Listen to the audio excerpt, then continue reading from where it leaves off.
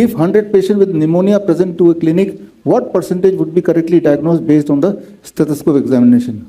अगर 100 पेशेंट आते हैं क्लिनिक में और सभी को निमोनिया है, फीवर है, उसको कफ है, उसको चेस्ट पेन है, शॉर्टनेस ऑफ ब्रेथ है, जब हैवी ब्रीदिंग करते हैं तो चेस्ट में पेन होता है, ये सारे सिम्टम्स हैं।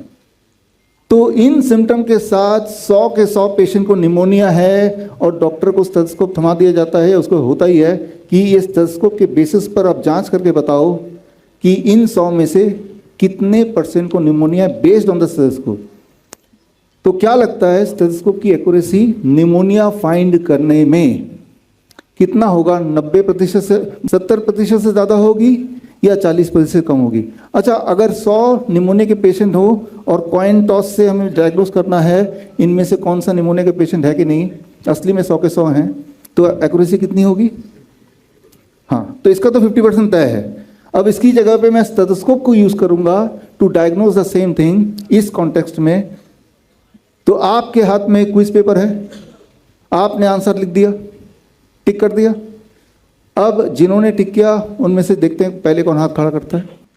3 लोग यहाँ पे, हालांकि बहुत लोगों ने हाथ रेस किया, मैं ये भी देख रहा हूँ सबसे पहले कौन हाथ रेस करता है।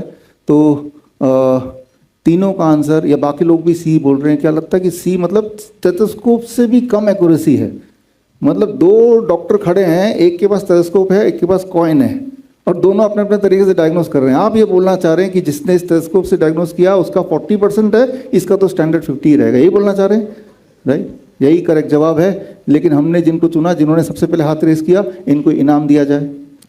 ये जो निमोनिया की हम बात कर रहे हैं, ये एविडेंस साथ में मैं दिखाता जा रहा हूँ। ये 2020 का स्टडी है और ये स्टडी से ये पता चलता है कि ऑस्कल्टेशन फॉर लंग्स, उसका जो एक्यूरेसी है 40% से भी कम है। तो आपका आंसर सी है यहाँ पे, ठीक है ना? बड़ी से बड़ी बीमारी का आसान से आसान इलाज घर बैठे ही हो सकता है। अधिक जानकारी के लिए कांटेक्ट करें nearest doctor BRC clinic @home।